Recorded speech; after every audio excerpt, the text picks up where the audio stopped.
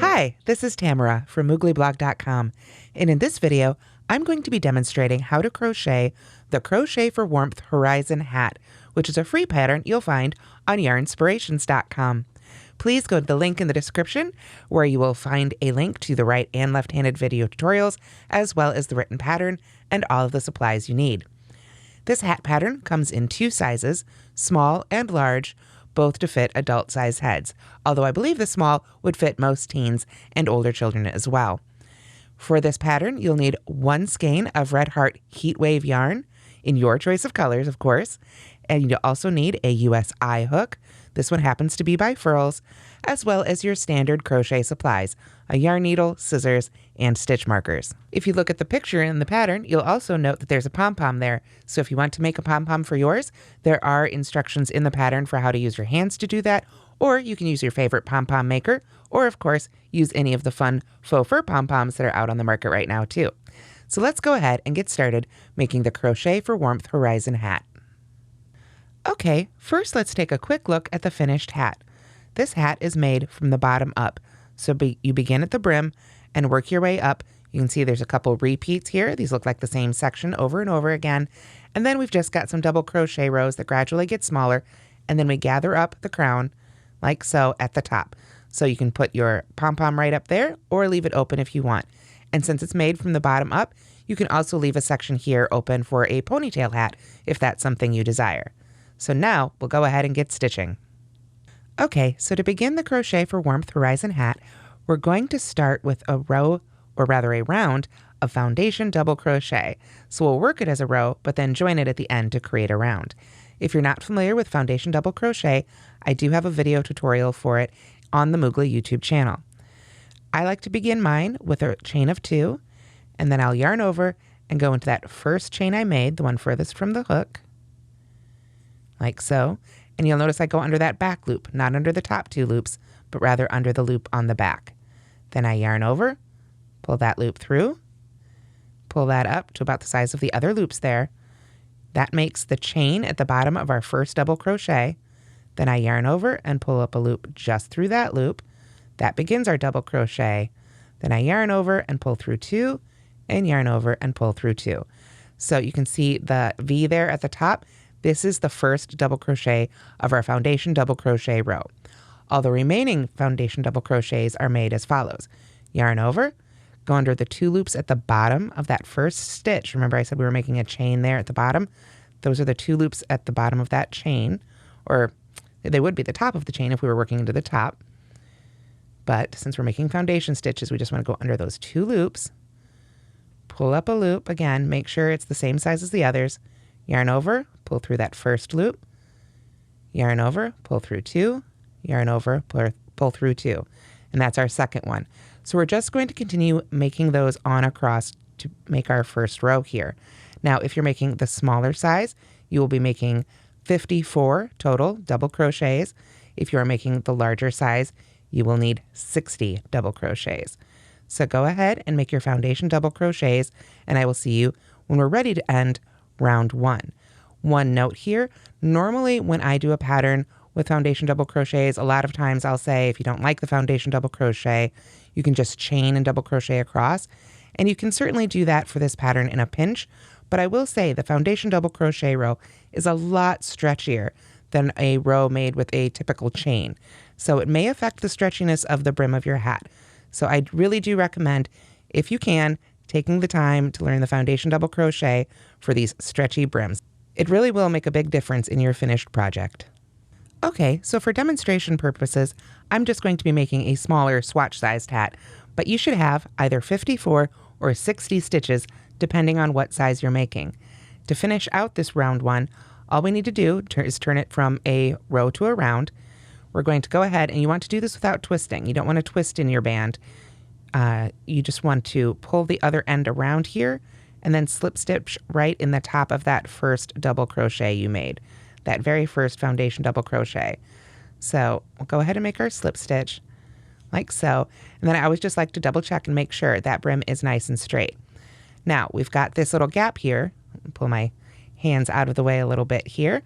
You can see We've got this gap here at the bottom of this round. This is where we're going to use our yarn needle and this end, and we'll just go ahead and cinch that right up. If you like to try your hats on as you go, you can go ahead and do that now, or you can wait and weave it in along with your other ends at the end. Let's go ahead though and move on to round 2. Now the next several rounds are going to be the same no matter which size you're making. It isn't until round 17 that the directions for the different sizes differ. So for rounds 2 and 3, we're going to start with a chain 2, 1 and 2, and then we're going to double crochet front post around the first stitch. Now in many of my patterns, you might be used to seeing FPDC for front post double crochet. Yarn Inspirations does it a little differently. They do DCFP, double crochet front post. Still the same stitch, just a different way of writing it. So what we're going to do is yarn over and go around the first stitch. That doesn't mean the chain 2 or chain 3, depending on how you like to make your foundation double crochets. It means that first actual double crochet. So we're just going to go right around that post from front to back, pull up our loop, and make our double crochet in the front post. There, our front post double crochet. The next stitch then, we're going to back post double crochet. Yarn over again, and now we're going to go around that post from behind, like so. Pull up your loop, yarn over, and pull through 2 and pull through 2.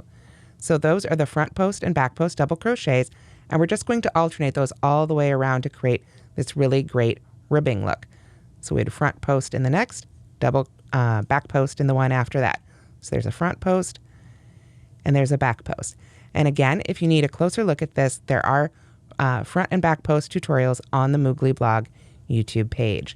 They're also known sometimes as relief stitches, although that's an older term you don't see as often anymore. They're usually just called post stitches now. So you should go ahead and front post and back post all the way around this round. You'll end with a back post double crochet, and then you just join with a slip stitch. And rounds 2 and 3 are just like this. This is all there is to it. It makes the really great ribbing for the brim of this hat. So continue making your front post and back post double crochets around, and I will see you at the end of round 2. Okay, I have one more stitch to make to finish off round 2, but I wanted to share that with you here, because if you haven't sewn this end together yet, this can be a little trickier than if you've already sewn it together. Basically, we're just going to go right on around that very last stitch, and it helps if you use your non-hook hand to sort of anchor that down when you go around it, like so, and finish it. There we are. And then, like I say, that you can weave in later, or if it's already woven in, that should be nice and secure. So to finish off round 2, we want to slip stitch again to that first double crochet. In this case, it's that post stitch, not the chain 2. That chain 2 is not going to count as a stitch. So with that, we have finished round 2. Round 3 will be exactly the same. We're going to start again with chain 2, and now we're going to be working around the post stitches. So we'll go and do a front post double crochet around the front post double crochet, which is always a little bit easier. Then we're going to back post double crochet around the back post double crochet. So just come from behind, make sure you're staying up on the post for that previous row and not getting down into any of that first round stitch. You can pull up your loop and make your back post double crochet. And again, we're just going to alternate all the way around. Work a front post around our front post and work a back post around our back post. And that will continue our brim. So I will see you at the end of round 3. Okay, so after you have slip stitched to that first double crochet again, you want to make sure to skip over that chain 2. Then we're ready to begin round 4. Round 4 again starts with a chain 2 that will not count as a stitch. And then we're going to work in the back loops only and double crochet in each stitch around. So that would include this first stitch that we slip stitched to. So we just go in there and make our double crochets, and then we'll do the same around. Now, a closer look at this, if you're not familiar with front and back loops, the front loop is always the loop of the top V that is closest to you, and the back loop is that loop that is always furthest away. It's always relative to you, the crocheter. So if I were to flip this around, now this one would be the front loop, and that one would be the back loop. So to go under the back loop only, we're just going to put our hook right in the middle of that stitch, right in the middle of that V, so it goes only under the back loop. Then we can yarn over and make our double crochet as usual. So if you had 54 stitches in your brim, you'll have 54 stitches in this round. If you had 60, you should have 60. Just make sure you double crochet in the back loop only of each stitch around, and I will see you at the end of round 4. Okay, so at the end of round 4, we've slip stitched to that first double crochet, and we're ready to begin round 5. Now, the instructions for round 5 have the standard chain for a half double crochet round, which is chain 2. Personally, I find I like to just chain 1 before a round of half double crochet, but you can do whichever one suits you best. I'm going to go ahead and just chain 1. Then I'm going to half double crochet in each stitch around. This time though, we're going to go under both of those loops. So just half double crochet in each and every stitch around the hat, and I will see you at the end of round 5. Okay, here I am at the end of round 5, but I haven't slip stitched yet, and this is where I wanted to bring up one of my tips. I really like when I'm working in the round to use stitch markers in the first and last stitch of each round as I'm making them. So I'm going to go ahead and put a stitch marker in that very last stitch that I just made, and I will go ahead and put one in that first stitch right now. And the reason I like to do this is because when you're working in the round and you're slip stitching to that first stitch, it's very easy to accidentally count that slip stitch as one of your stitches or to end up working into it. So by doing this, it will help you keep track of those stitches just a little bit better. So I'm going to go ahead and slip stitch right in that first stitch. And then I'll go ahead and take that stitch marker out so I can move it up to this next stitch I'm about to make. But round 6 and 7, because round 6 and 7 are going to be the same, are pretty fun and pretty unique. Again, I'm going to start these rounds with a chain 1. I find it just works a little bit better for my half double crochets, but you can try a chain 2 and see which works best for you. So I'm going to chain 1, and then I'm going to half double crochet in the third loop, or the horizontal bar at the back of the stitch. So if we zoom in here, you can see at the back of the stitch, when you're making half double crochets, I'm going to pick up my scissors here so I can point a little more easily. There is a bar that goes horizontally across the back of the stitch.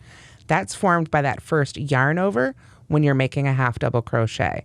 And that right there is the bar we want to go into for these stitches in rounds 6 and 7. What that's going to do is cause the top 2 loops that we would normally work into to push forward. And if I pull up the finished hat here, you can see that's what gives us these really great rows right here. So that's what we're doing right now. So I'm going to yarn over just like I normally would for a half double crochet. And then I'm going to look at the inside of the hat, and I'm going to find that horizontal bar right underneath the top 2 loops of that first stitch. So just go right in there with your hook, pull up your loop, and finish your first half double crochet as usual. And then I'll go ahead and put a stitch marker right in there. So I always know that's my first stitch. And then I will yarn over and find the next horizontal bar. So if I turn that over, I can see it right there on the inside, like so.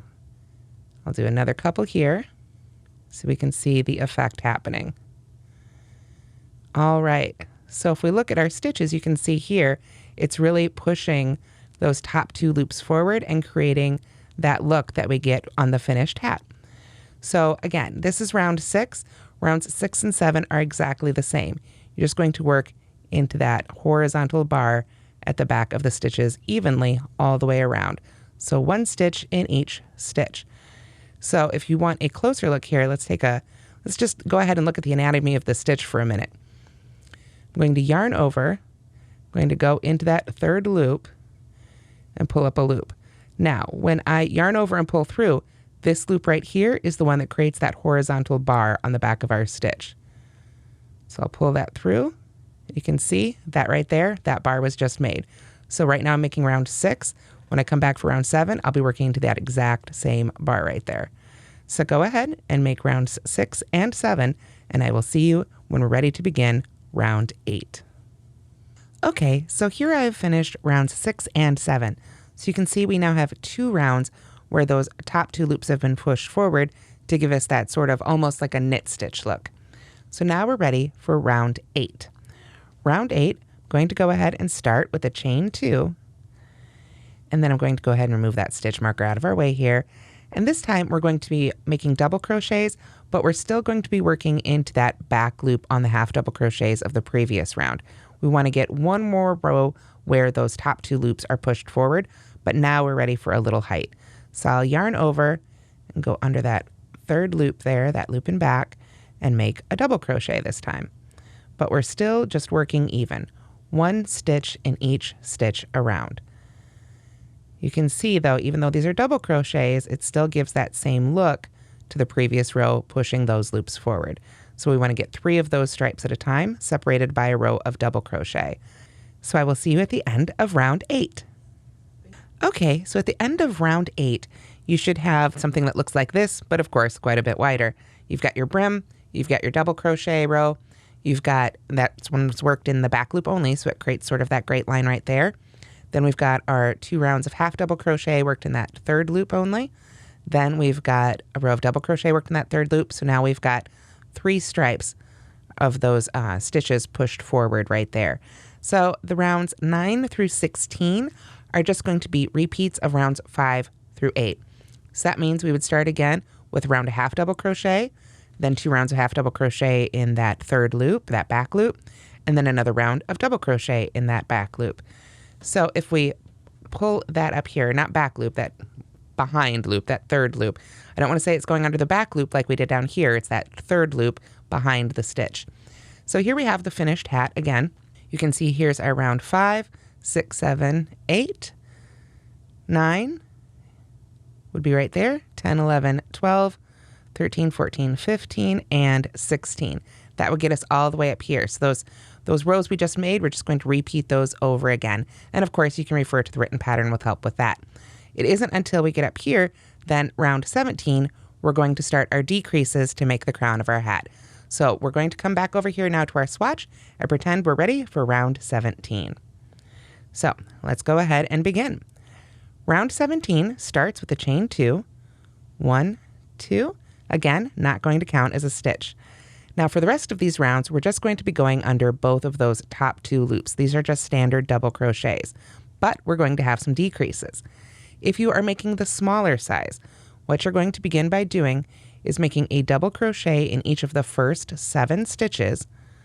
So there's 1. I'll go ahead and move that stitch marker right on up here. There we are. And then 2, 3, 4, 5, 6, and 7. There we are. So 7 double crochets, then double crochet 2 together. So let me go ahead and start that again, and I'll do it a little slower if you're not familiar. We're going to yarn over like we would normally for a double crochet, go into the next stitch, pull up a loop, yarn over and pull through 2, then stop with 2 loops left on the hook, yarn over again, go into the next stitch, pull up a loop, yarn over and pull through 2, then yarn over and pull through all 3 stitches. So even though it's got 2 legs, we can see from the top here with 1 V, this is 1 stitch now. So then we would just do that again. Double crochet in the next 7 stitches, then double crochet 2 together, and keep repeating that all the way around. Now again, if you're making that small size, this will bring you down to 48 stitches. Now I'm going to pull these out and say I am making the large size. If you're making the large size, it's a little bit different, just in one number. Rather than crocheting 7 stitches between the decreases, we're just going to do 3. So there's the first 2. I actually pulled out 1 too many. So we'll do 1 more, like so, and then we double crochet 2 together, just as we did before. Begin 1, then yarn over again, begin the second. When you've got 3 loops on the hook, yarn over and finish it off. So for the larger size, you'll double crochet 3, then double crochet 2 together, double crochet 3, double crochet 2 together, etc. on around. And I'll go ahead and pull up the written pattern here. You can see mine printed up a little funny, but I didn't want to reprint it. It just cut off the numbers there, so I just wrote them in rather than wasting the ink. But if we look at the written pattern here, you can see on that line, 7 is for the small size, 3 is for the larger size. That's just the number of double crochet stitches in between those decreases. So whether you're making the large or the small, because of those different numbers, you will end up with 48 stitches at the end of round 17. So I'll see you when we're ready to begin round 18. Okay, round 18, we're going to decrease again. We start again with a chain of 2, then we're going to double crochet in the first 2 stitches and follow that with a double crochet 2 together. Just like we were doing before, and this time it doesn't matter which size. We're back to the same instructions for both sizes since both sizes are down to 48 stitches on the previous round. Now we just make 2 and then double crochet 2 together. So that is going to be your repeat all the way around for round 18. Oops, I didn't even double crochet 2 together there, did I? Because I was so busy talking. There we go. So 2 double crochets, double crochet 2 together, 2 double crochets, double crochet 2 together, all the way around round 18, and you should have 36 stitches when you're at the end of round 18. Okay, so as we're ready to begin round 19, we'll start again with a chain 2, double crochet in the first stitch, and then double crochet 2 together. So we only have 1 double crochet stitch in between each of our double crochet 2 togethers. So there's 1, and then a double crochet 2 together. So at the end of round 19, you should have a total of 24 stitches. And I will see you when we're ready to begin round 20. Okay, so for round 20, it's our last round, and we're just going to do decreases. So we'll start again with a chain of 2, and then we're going to double crochet 2 together all the way around. So we just go into that very first stitch, start a double crochet, yarn over, go into the next one, start a double crochet, yarn over and pull through all 3 for our first one. Then we jump right to the next stitch, start one, yarn over, start the next one, yarn over, and finish it off. So we've covered 4 stitches there. We've worked into 4 stitches, but we've only made 2 stitches there. So that's what we're going to do all the way around for round 20. At the end of round 20, you should have just 12 stitches left. So I will see you right as we get to the end of round 20. Okay, so at the end of round 20, you should have a small circle of about 12 stitches here, or exactly 12. On my little swatch, I've got a few less, but you should have 12 stitches all the way around. What we're going to do is after you've joined, go ahead and carefully put that down, and we're going to cut our yarn, but this time we want to leave about a 12-inch tail. There we are. And I'm going to go ahead and just pull that right on through our loop here, right on through that last stitch. So now everything's secured, and I will take my yarn needle, get that yarn right on there. And then what I'm going to do is I'm going to work my way around that loop with my yarn needle, and I want to gather it closed. Now, if you're making a ponytail hat, you might not want to do that, of course, but if you want to go ahead and close it up for a regular beanie, you'll want to weave in through these ends to close up your top. So my favorite way to do this is to come from the outside, go under both loops of each stitch around. Oops, I actually caught a little bit of that yarn on the other side there. There we are. So just go right to the next one from the outside towards the end. And I really feel like this helps pull all of those stitches together in a nice way. I have tried different times, at different points, I've tried weaving them through this way, and it tends to create sort of an odd little pucker. I really prefer, let me pull that out of the way there so we can see. I really prefer this version of gathering my hat and mittens or whatever else. Whenever I'm closing up the top of something with this method, this is the way I like to do it. So we're just going to sort of gently go under each one. You can see I'm not really pulling yet. But when you get about halfway around, you might want to start giving it a little tug. Start pulling those stitches in together. You don't want to make it hard to do the rest, but you don't want to get too far, or then you won't be able to pull back hard enough. And you'll see too, I'm pinching. I know it's hard to see because I'm pinching it with my my other hand here, but it just sorts of helps to stabilize the stitches there a little bit. So then you can go back to find where we were here and find the next stitch and go through there. Keep going all the way around until you've gone through all 12 of those stitches. And you can gather that whole top closed. Just give it a nice firm tug there. You don't want to pull so hard you break the yarn. Just take your time and tug on through, and you'll get a really nice close. Then you can take that end, just send it right on through to the inside of the hat, and then you can weave in your end. Or if you're sewing on a pom-pom, you might want to use that end to go ahead and sew your pom-pom on with. Okay, and now's the time to, don't forget that other end. If you haven't already sewn the bottom of that first round together, you can go ahead and put that on your yarn needle as well. And then what I like to do is find the 2 loops there at the bottom of that first stitch, that I made, or I guess it would have been more like the last stitch that I made since we're upside down now. But just go under those top 2 loops, pull that up nice and tight so they're right together. It can get pretty tight because we've got that chain 2 there right in between. So just get that nice and tight and then sort of send that yarn end back through the middle of the stitch on the other side there, like so. And I find that gives it a really nice clean look. And then you can just go ahead and weave in your ends right along the inside of the hat. And you will have made your own Crochet for Warmth Horizon hat. So that's how to crochet the Crochet for Warmth Horizon hat. I hope you've enjoyed this video tutorial. If you do, please give it a like, and don't forget to subscribe to the Moogly YouTube channel. I love making new videos for you guys and sharing all the great things I can find in the world of crochet. Be sure to give Red Heart Heatwave a try too. It's a wonderful yarn, and I didn't talk about it before, but it is a heat generating yarn, so this hat will keep you even warmer than it otherwise would. I really enjoyed designing this hat for Yarnspirations, and I hope you enjoy making it. Thanks so much for watching, and have a great day, everybody.